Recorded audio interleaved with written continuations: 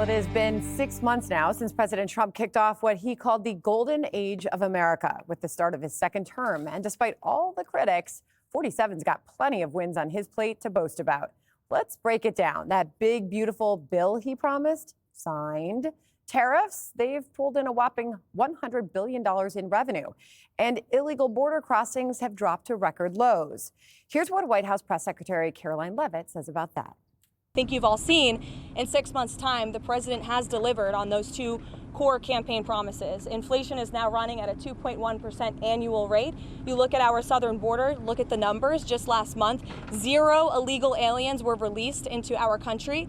And then look at what the president has done on the world stage. He has ended wars like India and Pakistan. He continues to work aggressively to end the war in Russia and Ukraine.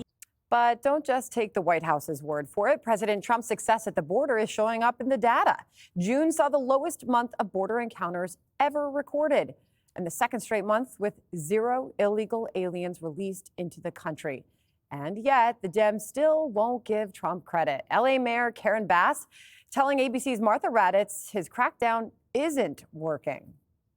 If you ask me, is there anything that they have done good in terms of immigration? I don't know. I don't think so. I think that the viewpoint has been punitive, has been let's make it as miserable as possible so that these people don't come. So what does that tell you, Harold? Is your party going to acknowledge any of these wins, border, economy, trade, or otherwise? So it's good to be with you. Hope you had a great weekend. I give the president high marks on the border, like a lot in the polls do. I give the president high marks on being the first president in my lifetime with the enormous coordination we had with the Israelis to be able to set back. We can argue over 6 months, 6 years, it was a success to set back the nuclear program. I give him great credit to get our European allies in NATO to spend 5% on defense. I now hope he catalyzes and leverages that to say to Putin, you may get Crimea, but if you tack anything else, we're going to let them into NATO right away, but I'll let the president and his team negotiate that. And as you said, the tax and spending bill. But Sandra, Democrats and I are not the problem. The polling right now shows, and I said this when Joe Biden was in office, when his team would run around saying the economy is going great, things are going well. I said, some of the numbers may say that, but the polls don't say that. People don't believe they're doing well. If you look at some of the polling, surprising to me, the president's underwater on the economy. Surprising to me, he's underwater on immigration. My theory on immigration is we support him hugely on the border. I'm part of the group that supports him on the border. But I think when we get to, and I say this all the time on the show, the hierarchy of deportations, who gets deported once you get beyond the worst being the first, I think a lot of Americans are wrestling with that issue. So if I were the president, I certainly would be talking the way he's talking these first 6 months. I think that the next 2 weeks probably for many people, including business leaders in the country, whether or not the president's able to get tariff and trade agreements with some of our allies and even some of those who are not our allies, I think will even help influence that economy number, which I was surprised by. I didn't think the president would be underwater as much, particularly since the tax and spending bill got passed. But these are American people who are living their lives who are responding to these polls. Well, I suppose the polls can come and go and they can change in a heartbeat, but the data really speaks for itself. Jesse, can Democrats continue to not deny that the president's policies at the border are working? The economy, as the Wall Street Journal put in a recent headline, is regaining its swagger? Well, I don't know why Harold mentions polls. Trump's going to be president for life. Isn't that what they said? Well, who cares about re-election? He's just going to stay there. There's a lot of great things happening, and we'll get to that. But there are certain things that I am not satisfied with so far in the first 6 months. We haven't invaded Greenland yet, and the clock is ticking. I also want to see the Fort Knox tour. Whatever happened to touring Fort Knox? Is the gold there? Is it not there? We need to know. Paulie P. has yet to be indicted on insider trading, and every day that goes by with him as a free man is a day that corruption lives on. The tax cuts weren't deep enough. They should have been much deeper. And I'm not saying that from a selfish perspective at all, Harold. Stop looking at me. What perspective are you coming from? From a policy perspective, that would have been much better. And he should have hired more Fox hosts. The fact that he couldn't find an extra job somewhere for Will Cain, I mean, have you seen the 4 o'clock? I'm missing Cavuto at this point. It's gotten so bad. But behind the scenes, there's so many good things happening. Oh my God. We are now breaking ground on a rare earth mineral mine in Arizona. We're starting the first nuclear power plant in 15 years. We're selling an enormous amount of natural gas to the Europeans, and it's not even 2% they paid their NATO dues up. It's now 5%. AI data centers, they're doing ribbon cutting ceremonies every single day, and we are revitalizing American shipbuilding. But it is interesting, this media now are admitting that the president does control the border, and it has nothing to do with Congress. So I'd be interested to see the next Democrat president, when they get into the White House, and if they open the floodgates again, that has to be covered as a choice. He cannot blame Trump. They cannot blame Congress or funding. The next Democrat president that comes in and they reverse Donald Trump's border policies and we have another invasion, the media has to treat that as a decision the president is making, because now we know he has the tools to do it without Congress. I promise I won't do it. Yeah, I mean, Katie. Good friend. Katie, I like that. To Jesse's point, I mean, even Martha Raddatz in that interview we just showed a bit of says whatever they're doing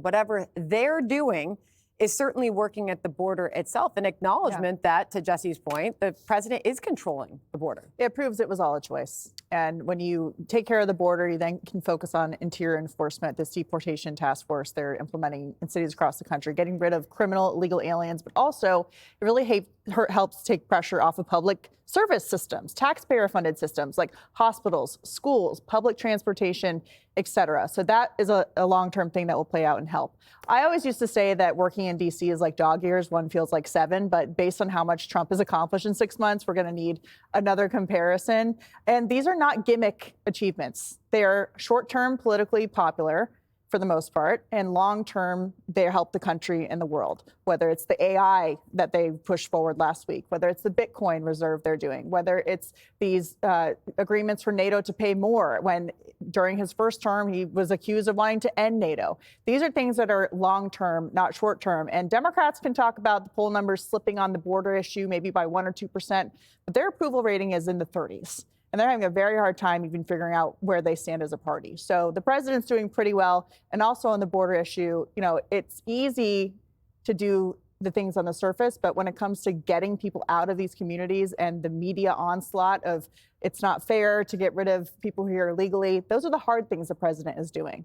And they tap into people's emotions. But he's doing the things he said, and he set the bar for future politicians to campaign and then execute, not just campaign and then not do what they say. Very interesting. Greg, what has been your favorite part of the 6 months of the golden age? Well, there was that time I was in Miami. Was it Shakespeare who said the fish rots from the head? That's why her name is Karen Bass.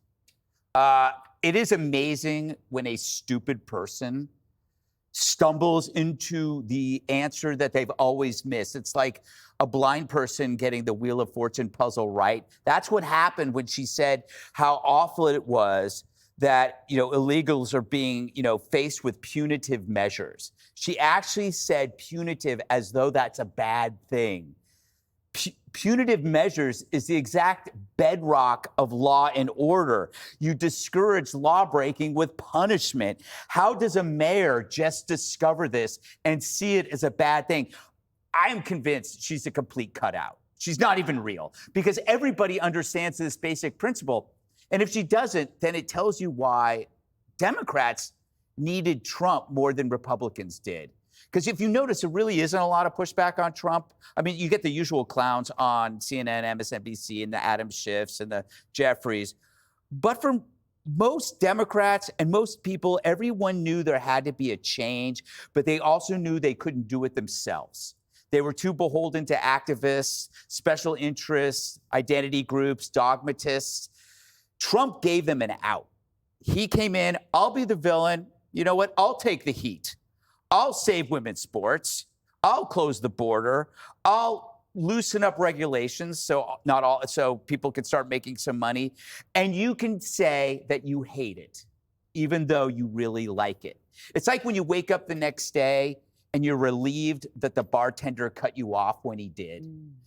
The libs needed somebody to cut them off because they couldn't do it themselves. And so now it's a twofer. They get to blame Trump and hate Trump and benefit from his policies. Meanwhile, the Dems are kind of like a softball machine. They're always throwing these big, fat, slow pitches. And Trump just wails them over the fence. You know, what did they do? They attacked him in the beginning about gas and eggs. Two things that you can fix right away, and he does. Then you have the tariff thing. They said was terrible. Well, every week a new country comes to the table. He has a win like every 3 days. It's like a couple hundred countries, one after the other. Then if they come out and they say, oh my God, look on immigration, look at this Maryland dad, look at this woman who was kidnapped by ICE.